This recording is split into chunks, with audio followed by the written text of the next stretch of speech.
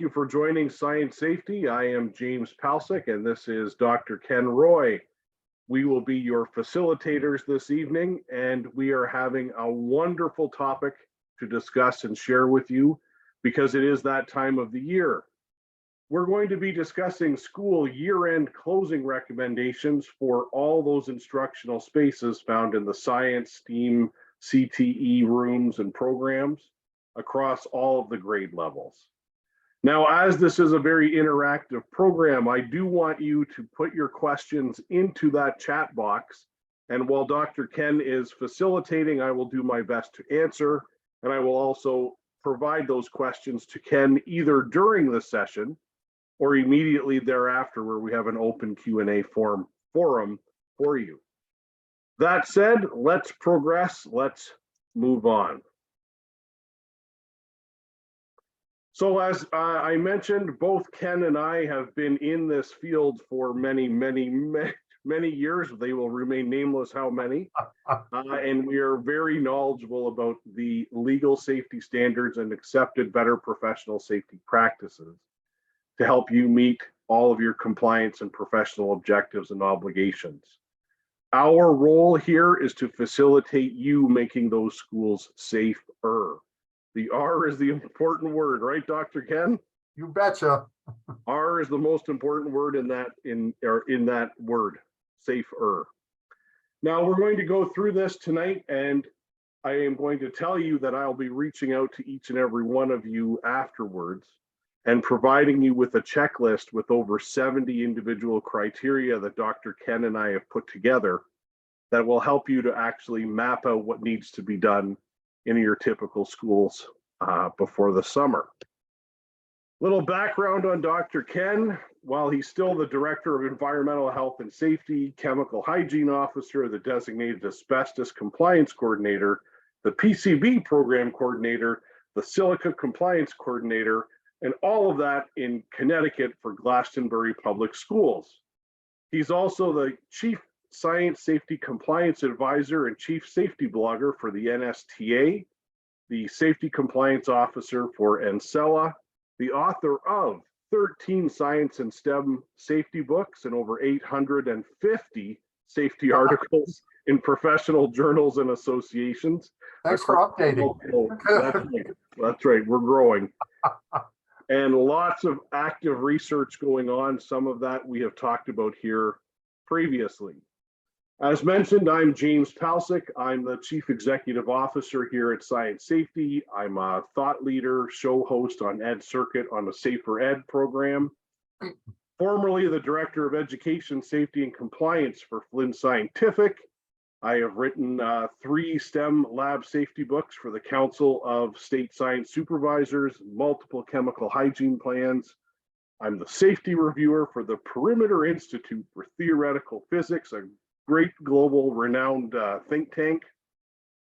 And I've appeared on over 100 podcasts and in different articles on science education, safety, better professional practices, many of which can now be found on edcircuit.com. Here is what we are going to cover tonight. We're going to look at some general housekeeping concerns, chemical hygiene concerns, live plants and animals, engineering controls, administrative concerns, and then of course, my favorite part is the Q&A from the audience. So without further ado, Dr. Ken, I'll let you start with this wonderful image right here. JP, I didn't know you were going to have pictures of your lab in here. Oh, it's not my lab. Shame on you. You know that's not mine. Can you just do me a favor, go back just one to the outline? Yeah. First of all, welcome everybody. I'm glad that you're spending this important time with us, and hopefully you'll find it very useful before you leave at the end of the academic year, and you'll be coming back in the fall to a safer, as James said, a safer place for instruction. And the only reason I'm asking him to go back is I just wanted you to notice here that there are basically 3 kinds of hazards, or at least potential hazards, that we're looking at here, right? You've got chemical hazards that are listed, all right? There are biological, live plant, animal concerns, that type of thing. And there are physical hazards, engineering controls, etc. And then there really is a fourth, and that is your administration. But we'll get into that a little bit later on. Roll it. All right, Dr. Ken, so All tell right. us what you see here. All right. Now, I hate to even say this, but I do mock OSHA inspection in the schools. They hire me. And trust me, I have seen these types of situations. And I also do expert witness work. And I always end my thing to the court by saying, and you think you're sending your kid to a safe place. Look at this. Do you think this is safe? I don't think so. All right. I mean, you've got electrical hazard. First of all, look at the trip fall hazard, electrical hazard on the floor. All right. Well, gee, isn't that just a great place to put that power strip? I mean, you can get your foot entangled, fall down, get electrocuted, bang your head, get a concussion. Hey, safe place. Absolutely. That's only for beginners or starters. All right. Look on the right-hand side here. All right. You actually have potential impalement. All right, potential impalement. You want one of those rods into your eye, into your chest or whatever. And then don't forget the chemical burns. Look at the acid bottle there. A number of other things. I mean, this is just, oh, don't forget the bottle of Drano on top of the flammable liquid cabinet. That's oozing. Now, if you're an earth space science person, this is ideal. Crystals. You guys are, gals are into crystals. Look at the crystals on that Drano. Just great stuff. No, it doesn't belong there. All right. This is just totally unacceptable. And you know what? I blame in part the administration and the supervisors for allowing this. Why aren't they there on the spot observing and supervising? And yet, look at what's here. Unacceptable. I was just going to say that there's no way that someone did an actual safety inspection and allowed that to happen. This didn't happen overnight. This is an ongoing event. You could do a carbon-14 on that. I mean, it's probably 1,000 years old. Go ahead, next. And it gets worse because that's not.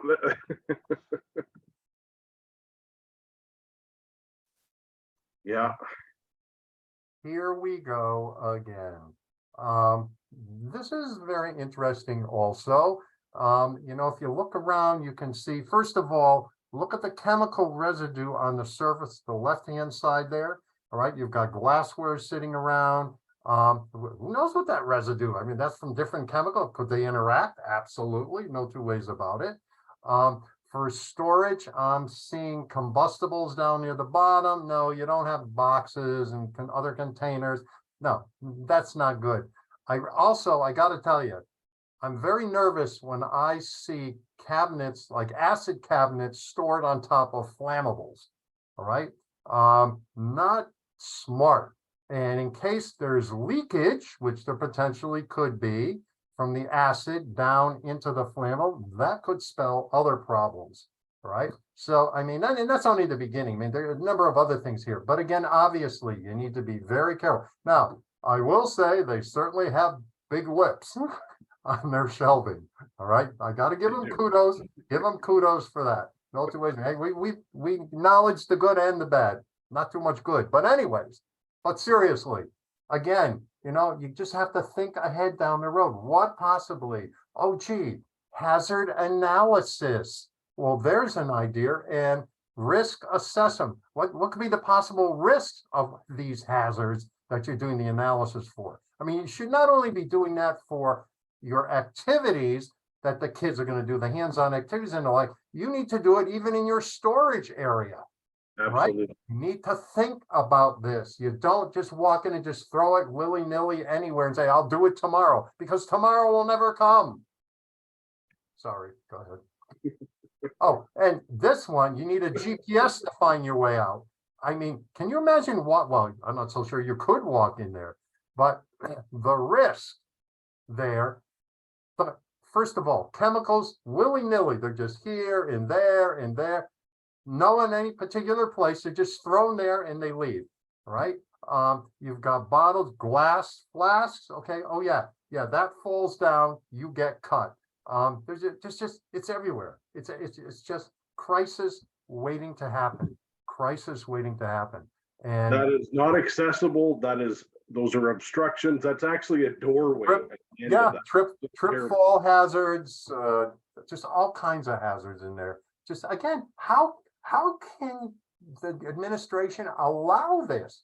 I just don't understand. Because remember, it is the employer who are represented by administration under OSHA that are required to make for a safer working environment for their employees.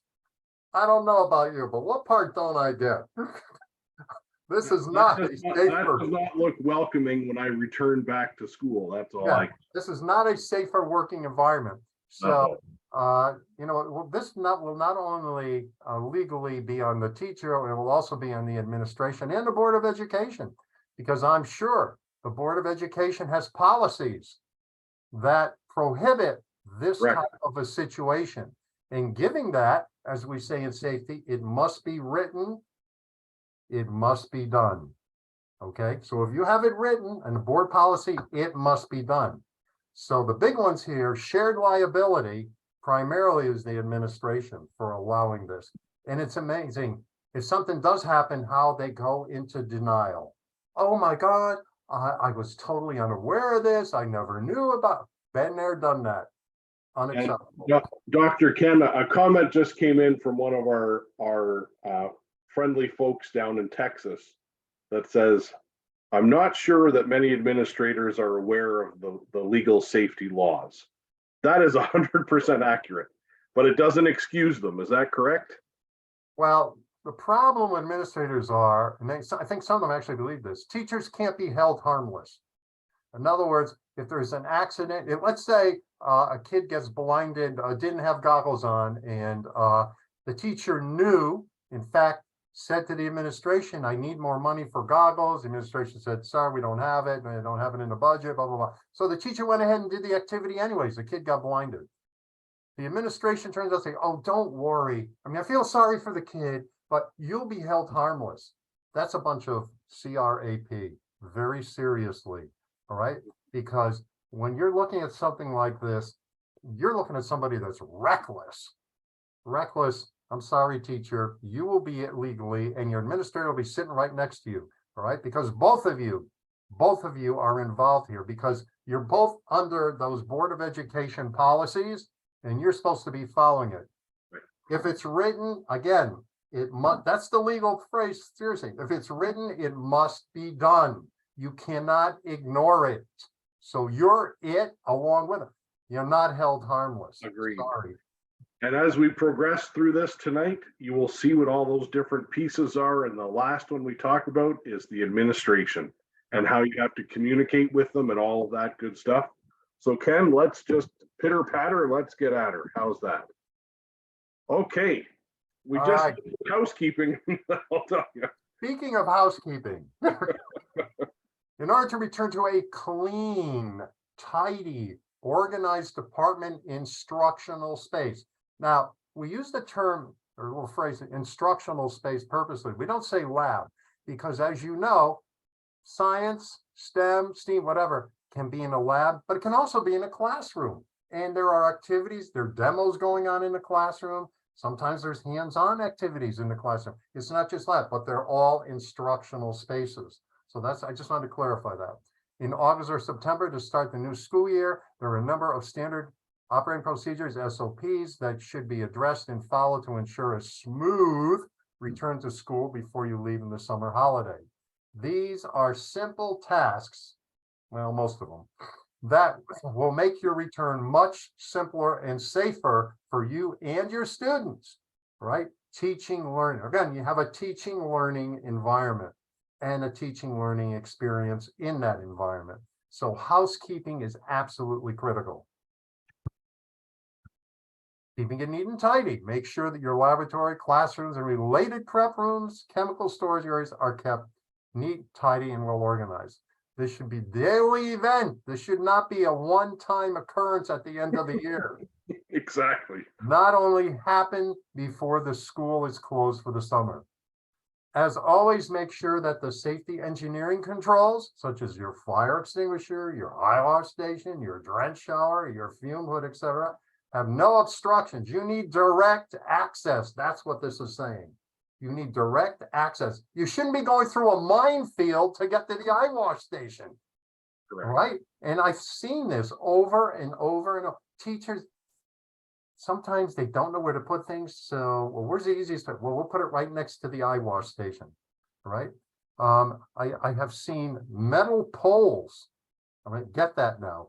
Here you are, splashing your eye, you can hardly see, and you're going over, you put your eye down, here's a metal pole from a ring stand, standing up. I saw like 10 of them circling the eye wash. That's where the teacher stores them. And you put your eye down, bing, bing, impalement. You're blinded for life because those popped your eyeballs. This is craziness, right?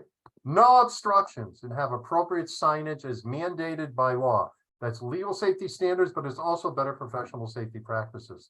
Tidy, labeled, organized instructional space.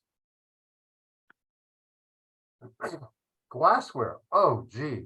This is my favorite. There could be a few hazards. Ensure that glassware is placed safely back on the cabinet or on the shelf where it belongs and not left on countertops and mobile carts over school closure. Remember, you have custodial services coming in, they're doing work, they bring them into the cart, falls on the floor, they go to reach down, oh, they get cut on the hand, they can bleed to death, who knows, right? Wash any test tubes, beakers, you don't want crust, all right? You don't want crust in there in September, in these glass pieces of glassware. Beakers, cylinders, burettes, specialized glassware and other labware items, and return them to the storage location. Dispose of any broken glass in a dedicated, not the pail in the lab, a dedicated approved broken glass box. You need a specific box when you have broken glassware. You don't put it in the pail, all right? Very important. Don't forget. I'm sorry, is there an echo in here? Don't forget about, all right, dishwasher. Run the dishwasher. Trust me, you don't run that dishwasher. When you open that door to the dishwasher in September, you are going to have mold city. Believe me when I tell you, I have seen it. You don't want to do that. Make sure it's cleaned out, emptied of everything that's in there, and don't leave items in there, like I said.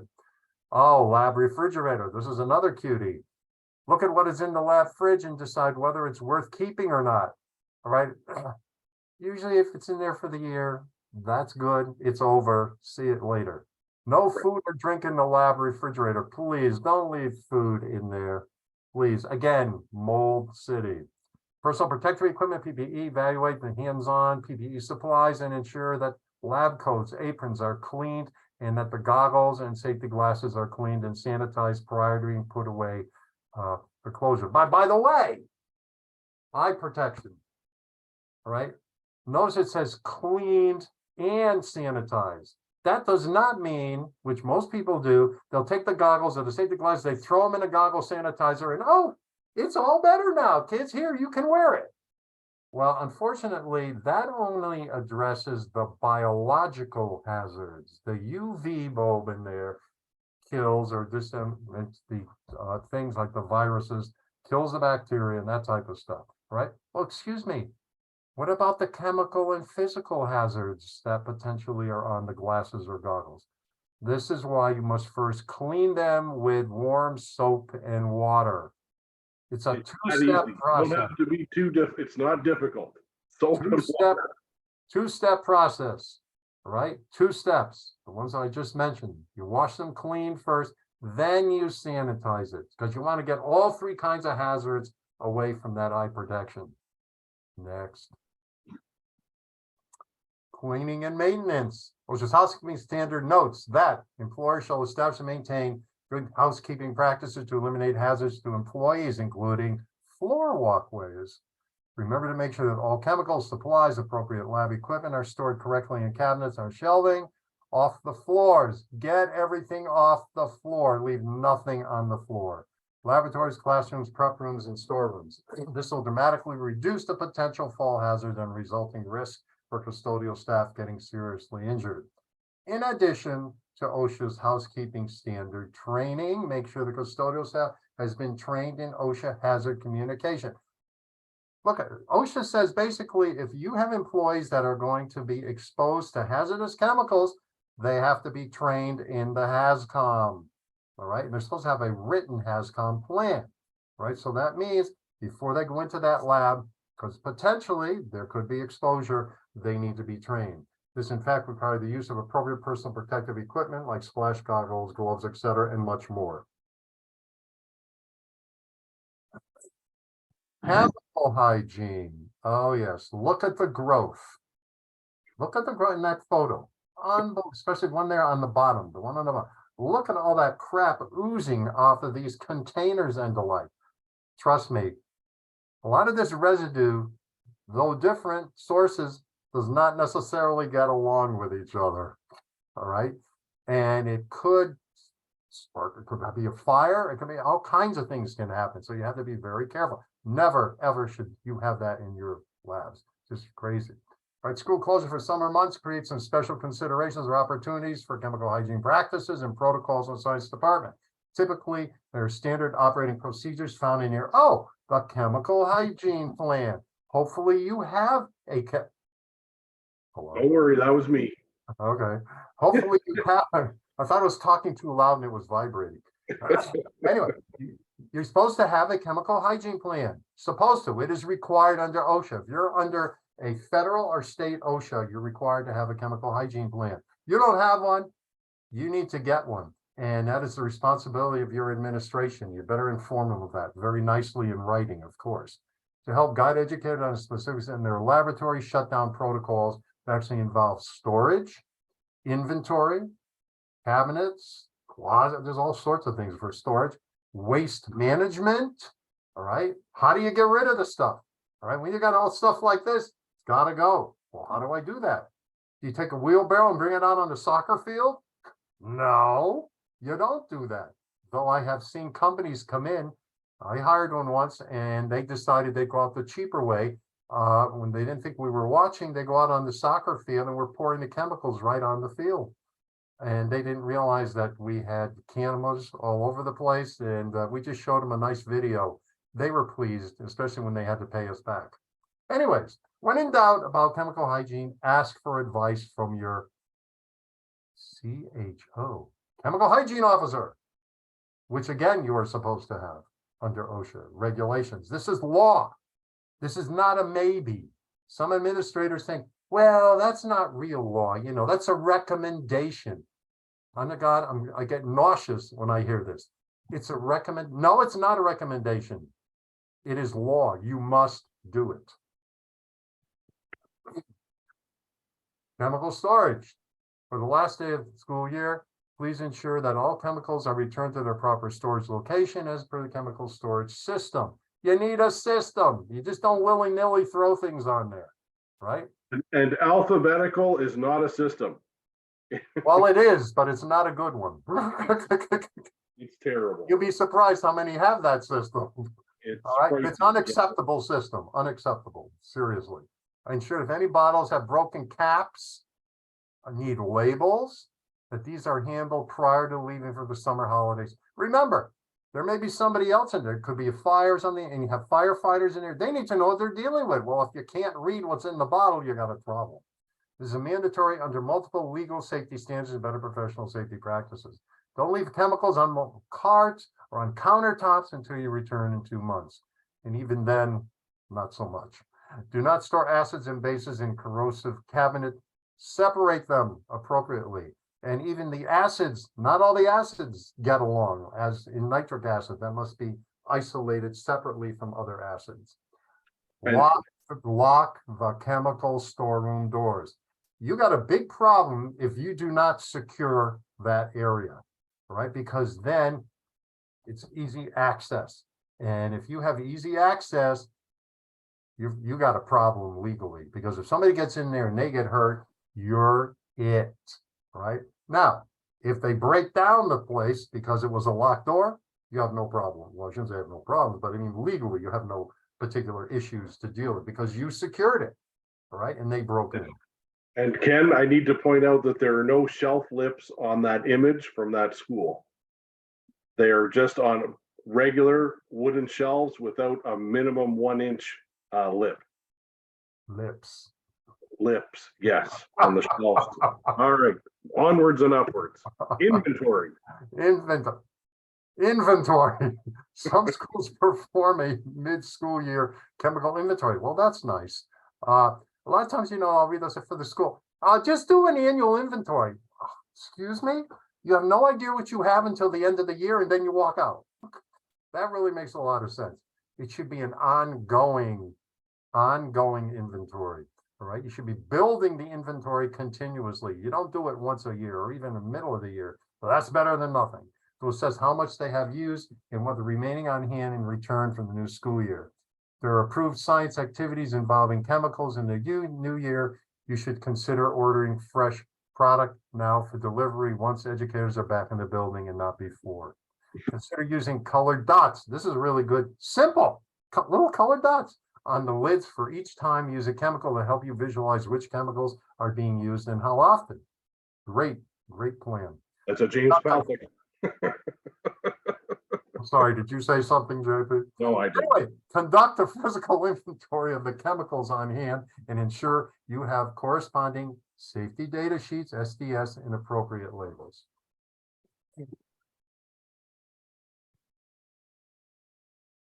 Safety storage cabinets. Ensure that your chemical cabinets are locked for the duration of the holiday closure and that all chemicals contained are in their appropriate storage bottle with fitted cap and lid. I have to keep saying this over and over because I couldn't tell you how many times I open a cabinet, no tops on the bottles or no lids. Do not store incompatible chemicals in the wrong cabinet. For example, storing flammables in a flammable cabinet and not in a corrosive cabinet. A flammable is not a corrosive. A corrosive is not a flammable. It needs to be in its own cabinet. Putting all the hazardous chemicals in one chemical safety cabinet with a lock is not appropriate or an approved practice. All right, you have run into chemical incompatibilities. All right, they must be properly stored and also secured.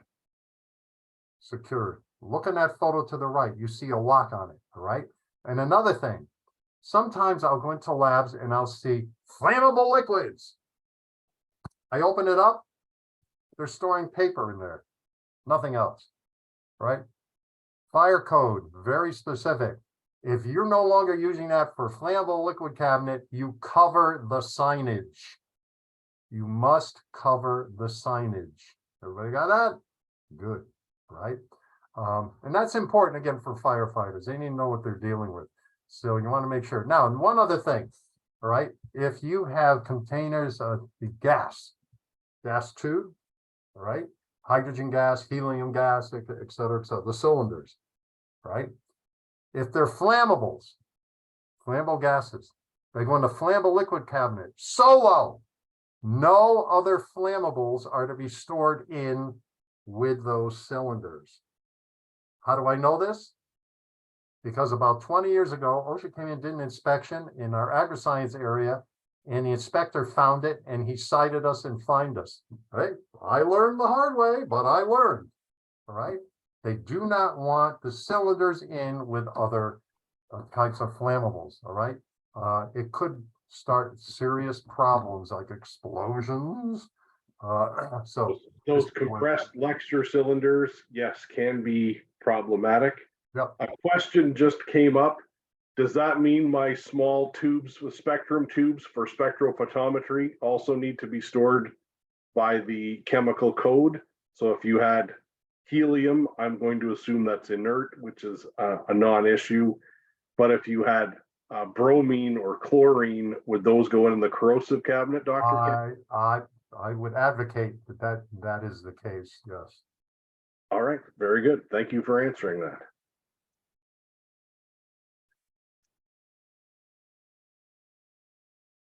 Actually, let me give you another piece in addition to, leave that slide, but in addition to that, an addendum, right? If you have kits, and a lot of times schools will order lab kits. So they have all the chemicals come in one box and they have activities. You just take them out, you do the activities. Is my understanding about OSHA, once you receive it, once you open that box, all right, all those chemicals have to be, I hate to say this, they have to be separated and put in the right storage areas. You can no longer leave them in the box because you have now opened the containers and there's a chance of interaction. So you need to do that. And I know a lot of teachers think, wow, the reason I bought it was because it was all together in one area. Well, sorry. I don't make the laws. I just help enforce them.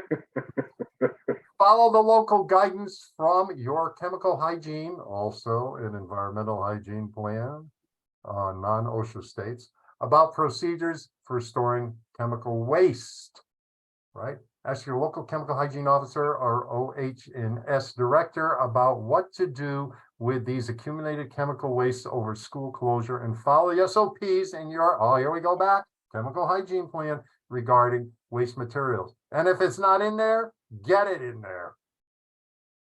Follow municipal guidance and local fire department and EPA rules related to safer storage and handling of these waste items in the science department. Now you can, if you have an annual waste day where things are removed, you can do that. You should not just put them any place. You could put them in a chemical storage area, have their own shelf. Just make sure they're sitting in a tray in case there's leakage. Make sure you have the safety data sheets there, and make sure you get a credible licensed state company that's going to come in there to get rid of it. You don't want it going down the river in your state and with your title on there, your school name on the bottles. Would not be a good thing. No, and that's critically important, why that labeling on those waste materials must be crystal clear. Yep. Exactly what that is, so that it can be determined how to deal with it in case of any accidental release. Now, sometimes you inherit things and you don't know what the chemical is. Correct. Do not be shy about putting a big question mark on it. That would be acceptable in those cases only. But that you honestly, you're telling me, I don't know what it is. I have no way of knowing what it is. And you need to be aware of that, right? You have to bring that to their attention. Okay. And for a fee, they can determine exactly what that is and Yeah, give this you a is true. certificate of destruction. Yeah, real It's cheap. astronomical, but they can do it. Yes. Okay, here we go. The biologicals, live organisms.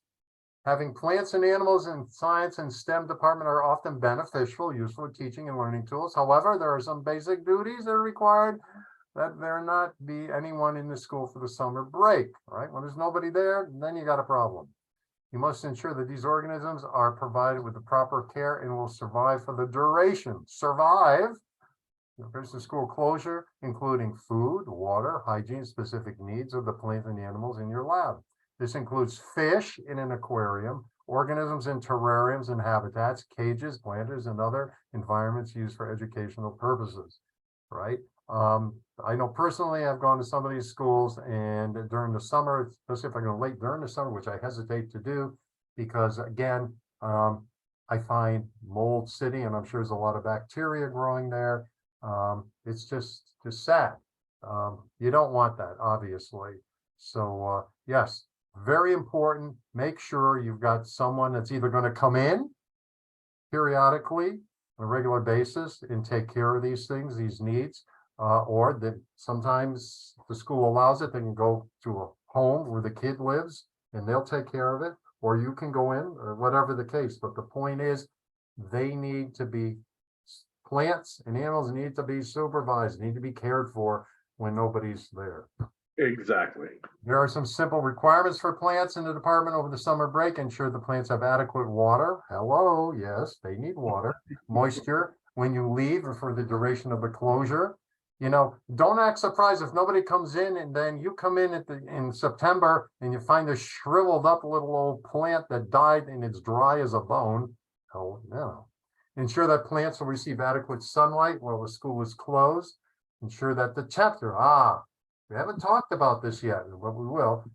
Ventilation, temperature in the room is not going to be too hot. You know, some schools, to save money, they shut the ventilation system off in the summer, and boy, on hot days, it can get toasty in your laboratory. Many schools turn down the HVAC when the schools are closed to save money. All right. Some plants require special food on a routine schedule, which must be met even during closure period. Caring, that's what you need, caring.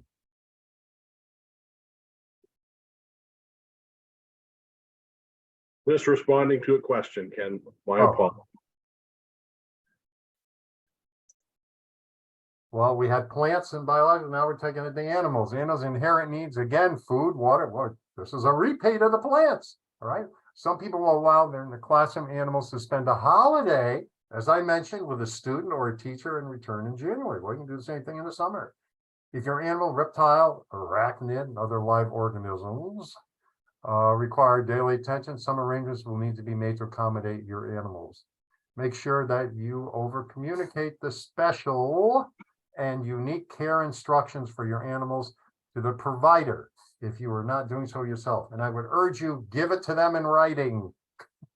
Sometimes you say it orally, in one ear, out the other. Trust me, again, give it to them in writing. Don't be shy about doing that. Engineering controls and safety equipment. All right, on an ongoing basis, it's a good idea to inspect and test many of the safety items and engineering controls in the department. This is especially important at the end of the school year.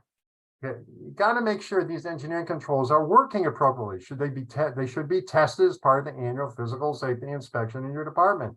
And these items should be tested weekly or monthly, never mind the end of the year, during the year, including summer month vacations. Specifically, you should look at each eye wash station. Now, that requirement under OSHA states you must, on a weekly basis, flush the eye wash and shower, right? Now, it only takes 2-3 minutes or so till the water runs clean. Hopefully, they will only take 2 or 3 minutes. Fume hoods, you're supposed to have a technician come in at the end of the year, certified technician, not Joe or Sally, the custodian. This is under the fire code. NFPA 45 requires these to be inspected, or specific inspection things that they need to do. Fire safety items, sink and floor drains, as well as master shutoff controls and appropriate safety signage located in each room. And if you determine that something is non-functional, you document and communicate that immediately. In writing. In writing, yes. Critical. Let it be written, let it be done. You must, we're laughing about it, but it's true, because what happens is, something happens, the administrators tend to have amnesia. I don't recall. I don't think we ever had that conference. I don't think you ever told me this stuff. Trust me, believe me, this happens more than I'd care to say. All right. But that's the point where you just take out the email that you sent them or the piece of paper, whatever, say, well, here's a reminder. I did contact you. Thank you very much. Right. Eye wash and shower, you should be testing and running eye wash weekly, as I mentioned before, to ensure that there is no sediment or stagnant water contained in the plumbing system in case it needs to be used for an emergency splash. Well, yeah, you don't want the eye wash to be worse than the acid splash. Before you leave for the summer break, it is also a good idea to examine these units and ensure that they are in good working order and service inspection tags are current. If they're out of date, notify in writing your school administration by email and insist that these are ready to get back to, or no laboratory activities can legally occur. Well, let me repeat that. Insist that these are ready for back to school, or no laboratory activities can legally occur using chemicals without functional eye wash station and drench shower. Legally, you are on very solid ground. Now, if they give you some crap, like saying, like, you don't know what you're talking about, this and that, that means it's time for you to either go to your union, go to the local health fire official in town. Worst comes to worst, go to your lawyer, because you are well within your rights, and don't be intimidated by their ignorance. Well said. Well, thank you. Fume hoods, ensure that prior to the summer school closure, that all, notice it's capital, materials are removed from the worktop in the fume hood, right? Actually, it's a lot more than that. You should never keep things in there even overnight. This is a big OSHA deal. They come in, they do inspections. If they find any chemicals in there, any electrical substance, whatever, your school district gets fined. All right, and rightfully so. I've seen unbelievable situations. I swear some of the chemicals have been there for 10 years. I'd be afraid to put my hands in there. I'm afraid it wouldn't come back out. It's just craziness, all kinds of hazards. This includes chemicals, chemical waste, which some schools leave in the fume hood. No, never leave any of them in there. All right. First of all, they're unsecured. A kid gets a hold of that, takes it home, gets hurt. Guess who's it legally? Oh, gee, that would be the classroom teacher for that laboratory. Amazing. You don't want to be there. Chemicals should not be left on the work surface overnight, and especially not over an extended closure period. Make sure to close the water and natural gas valves and set the sash height to optimum level before leaving for the holiday. You should inspect your fire safety items, including fire extinguishers, fire blankets, buckets of dry sand found in the science department. Ensure that the inspection tags are up to date on the fire extinguishers and notify the school principal in writing and maintenance personnel about any possible missing tags or expired tags for immediate remedy. They're required at the end of the school year to have these things recharged. All right, and the tags will tell the story because they're only good for a year after the date that's on there. Make sure that these fire safety items are always accessible. No obstructions, no clutter. Again, no obstructions. We've talked about this before. And this is from the NFPA 101 Life Safety Code. And by the way, if your state legislature has not adopted the NFPA Life Safety Code, you're still on the line here for doing it because that's under better professional safety practices. So they got you either legally or through better professional safety practices. Just do it. That's the bottom line, right? Sink drains and floor drains in the science department could benefit from a cup of water poured into them for school closure. This will prevent sewer gas, H2S and other things, from being able to pass the P-trap system in the drain to allow it to operate dry, not being used. The liquid can evaporate, allowing for sewer gas to enter instructional spaces. Now, let me tell you a little story. So here I am, a new director in Glastonbury, and I'm going into this chem lab, and I'm sitting in the back of the chem lab, and there's this kid next to me, and I'm watching the teacher, and I'm getting this terrible. I thought the kid had phlebitis, was expelling gas. I mean, it just stunk. I said, oh my God. So I waited till the class got out and I got up to the teacher. I said, I don't know what's wrong with that kid that was sitting next to me, but boy, he had intestinal issues. I said, I could hardly breathe. She says, well, that's unusual. She says, I never noticed that. I said, then I said to myself, wait a minute. There was a sink there. I go back to the sink, put my nose down into the sink. I thought I was going to pass out. I said, do you ever use this sink? It's in the back of the room. She says, no, funny thing you say that. No, that's not, we have no students that ever use it. I said, well, that's obvious. All right. Make sure you pour water down there at least once a month. Please pour some water down there. You don't want the sewer gas coming in. This is also a great opportunity to identify if there are any foreign items in the drain and if they can be removed by the maintenance facilities team. Also check under the sink. Always check under the sink, at least before you walk out the door. In the summer, you want to make sure you have no leaks. Again, it will be mold city, reoccurring. State the instructional signage. Science instructional space signage is required to alert occupants potential hazards and safety actions to be taken for a safer instructional experience. Now, these are just examples.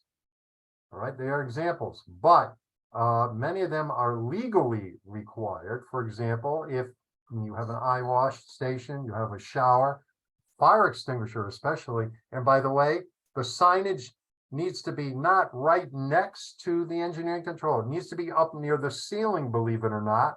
So anywhere you are in the lab, you can see that signage and you know where the eye wash is, where the shower is, where the fire extinguisher is. A lot of people don't realize that. They put it right down there. Sometimes it's only 3 feet off the floor. Well, that doesn't help somebody that's new there and has no idea where the stuff is, right? So we want to make sure the signage is in the appropriate place. Eye protection, certainly, and I'd be careful. However, one like this is just an example, and in a tech ed engineering lab, probably this would be great.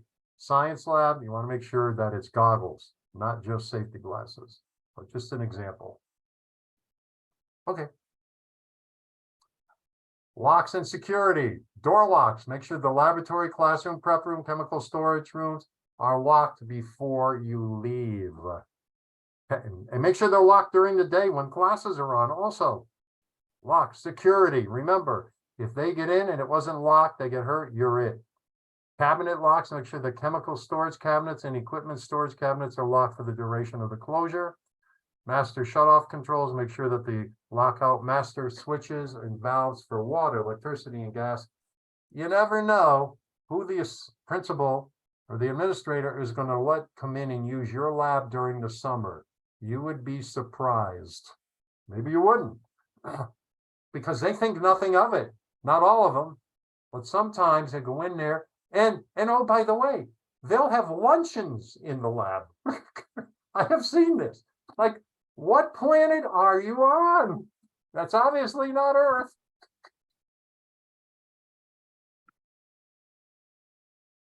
Okay. Administrative and operational. Now, this is part of the checklist that JP was talking about that you'll have access to. This is just a fantastic thing that was developed and really be very helpful. And let me just quickly run through this because we are running. Accurate chemical inventory and SDS provided to the administration, local fire marshal. I would also add, make sure school nurse, chemical hygiene officer, and anybody else that needs to know about this stuff. Student safety acknowledgement form storage, minimally up to the statute of limitations. This is going to protect you in a court. Believe me, having a student safety acknowledgement form. In other words, the student knew that these are the protocols and possibly they didn't follow them, and that's why how they got hurt. Well, now you have proof. All right, so you want to hold on to those. Safety inspection documentation, provide the administration in a written report. All right, knows you did an inspection. Administrator, here are the things that we need to be corrected over the summer. Please attend to it. Requisition for maintenance during the summer, absolutely. Work order generation for safety deficits identified in the department. Keep a copy of it. Equipment maintenance schedule, right? Certainly, usually microscopes are cleaned over the summer. Certain apparatus and materials and machinery need to be checked. Tools, equipment used in CTE programs and the like. You want to make sure all those things are in good shape when kids come back. Ventilation, temperature, humidity considerations and requirements shared with the administration and maintenance. Especially, please, the chemical storeroom. Don't let them shut off the ventilations, because the problem is sometimes, especially when we have leaks of flammable liquid, there you could have fumes, toxic vapors, all sorts of things. You want them to go away. And if the ventilation isn't working, they're going to stay there. And you open the door, you may pass out. Trust me. All right. So you want to make sure things are working appropriately. Legally required under the OSHA lab standards, safety qualification training for educators plan. In other words, don't wait till September to plan for the training. Make sure before you leave that there's something in place that when the teachers come back, especially the new teachers and teachers that have new assignments. Maybe I taught biology last year and next year I'm going to teach chemistry. I need additional safety training. Okay. Ken, there's a great question about that point you just made. Do new teachers, what is appropriate safety training for new teachers? I'll just give it to you like that. Ideally, before they start. Correct. Ideally, before they start teaching, or at least before they start doing any demonstrations or hands-on or working with any hazardous chemicals, et cetera, et cetera. It's ideal if you can get them in usually the week before school starts, and usually they have PD days, professional development days, and that's the ideal time to do the safety training, not in November. Right. And that should be grade level and subject specific. Yeah. Should be very appropriate to what they are teaching, correct? Yep. All right. All right, you've done your part. Now it's my turn. Well, science safety, we have developed this integrated strategic approach to risk management, and we have really made the center of that safety training, safety qualification, and we want to make sure that it is grade level and subject area specific. We have looked at the entire school ecosystem, from administrators to educators to students and everyone's associated family, and really built in all of these 8 key criteria to help have a real holistic approach to make you safer and ultimately your students safer while you're teaching in the school. We review safety manuals, we develop chemical hygiene plans, we look at your training systems, we collaborate with you. We will do all of those consultations, happy to do all of that in order to help raise your level of safety awareness. Many of the references that Ken and I discussed tonight can be found right here. They're also all available at sciencesafety.com. And now it is time for the open questions for the presenters. This is where Ken gets all excited. His fist will come up to the screen again, I'm sure. All right. Now, Dr. Ken, there's a question about occupancy loads. What do I, you're going to love this. What do I do when I've just found out that in August, I will have 33 students in my Science 10 program? The first question is, are you surpassing the occupancy load for your laboratory? Now, I have seen some labs that are extremely large. Now, educationally, it's not sound, but they are large and they can accommodate a large occupancy. So what you need to do is you need to check out what the occupancy load is. You can get that from your local fire marshal. They will determine for you, or you can do it yourself, actually. It's 50 square feet net. In other words, you take per occupant, including the teacher. Yes, I'm going to get to that. Oh, I'm just sorry, I'm jumping ahead. I'm all excited. Calm down.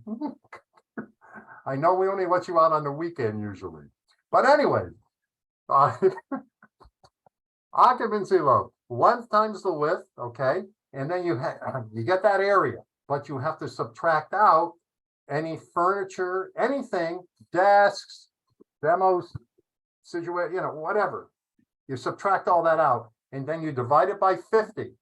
That tells you how many occupants, not class size, total number of occupants, students, JP said, teacher, special ed, may have somebody in there doing special ed work, et cetera, et cetera. That is the occupancy load. That is legal, all right? And you should not go over that occupancy load, because if you knowingly go over that, for example, the person who asked, if you know that your lab is only built for 25, in other words, 24 students and 1 teacher, and you got 30 something in there, something happens, you're it, because you are the one that the courts charge with the responsibility for safety, not the administration, believe it or not, primarily at least, right? Because you're the one that's been educated, you're the one that has the experience, et cetera, et cetera. You're supposed to know better. So if you're telling us that if you check the occupancy load and you find out it's only, again, like 25, and they're putting 30 something in there in writing, ASAP, get it to the administration and the guidance and tell them, you can't do that. If you do, we're not allowed to do any hands-on type of work, because then it's like a regular classroom. Regular classroom compared to a lab is only 20 square feet net. So that lab could be used as a regular classroom, but no lab work if you're over the occupancy load. Critical. Great. Here's another question from the audience here. If I work at the district level in a system that does not currently have any type of science safety plan, feel free to cringe. Okay. I did. Where do I begin to establish this? We do use a secondary safety contract for lab work that we designed this year. I'm currently a secondary science coordinator. Great questions. Ken, I'll let you answer them, and I'll stay quiet as long as I can. The first thing you need to do, or need to determine if you are under federal or state OSHA. If you're under federal or state OSHA, you need to secure the OSHA laboratory standard.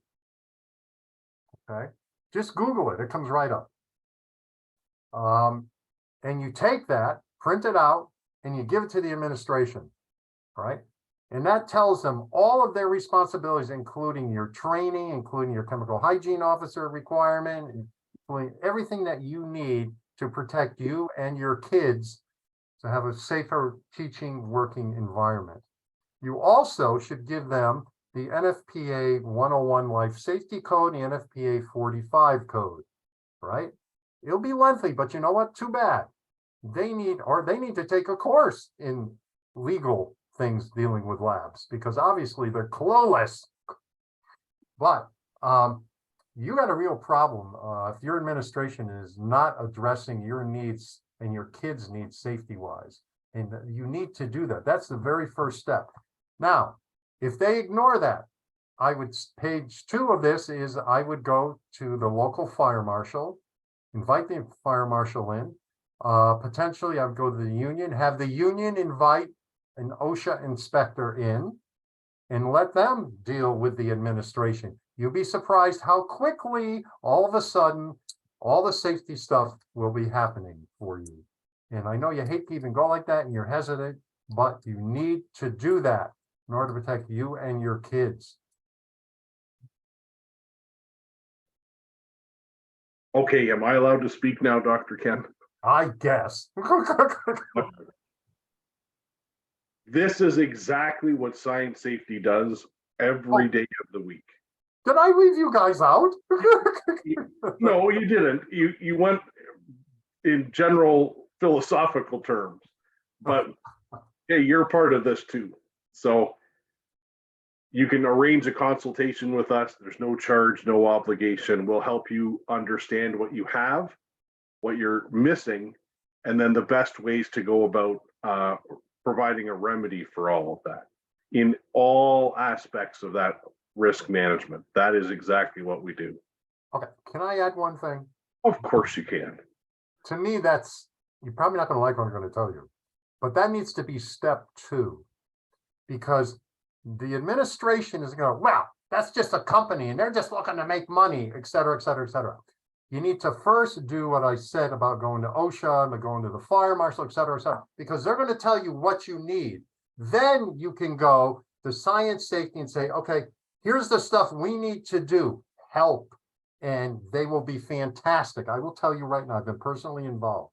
They'll be outstanding. But this is how the mentality is of the administration. You go to James Kelsey and they'll go, well, who the hell is he? No, I'm serious. This is how they operate. I deal with them all the time. You got to get the legal people in there first. He's the answer, great. There's no 2 ways about it. Trust me when I tell you that. He's the man that's got the answers for you, that can help you meet the needs that you have to do, that your school has to do, that are required by law, by fire people, by OSHA, et cetera, et cetera. He's the way you're going to get it done. But you need to get them first to point it out to the administration that this must be done. Oh, look, there's my picture. Oh. And there's my email. Look at that. Can you imagine, Ken? What are the odds that would just pop up right there? How perfectly timed was that? He made me do that. Ladies and gentlemen, I do apologize. We went just a touch over time tonight, but it was a very important topic to cover. There was a lot of content shared. And for all of you who were with us tonight, I will be sharing out the recommended safer summer recommendations for your labs and associated rooms by email in the next day. So you'll get a little note from me. As always, I want to thank Dr. Ken for his wonderful insights, experience, and for his sharing of all of that with us tonight. I am certain we have all come away a lot more confident and a lot more informed than we were an hour ago. So thank you, Dr. Ken. My parting word? And I'm just about to say, and Ken, do you have any final thoughts for us tonight? Yes, and it's very simple as one you've heard before. Safety is job one. Go get them! Thanks for the punch. I appreciate that. Stay safer. You got it. And everyone, we truly appreciate everything that you do in the schools in promoting science, STEM, STEAM, CTE, whatever you want to call it. We appreciate everything that you do on a daily basis. Stay safer and have a great evening. Thanks so much. Bye-bye. Bye-bye.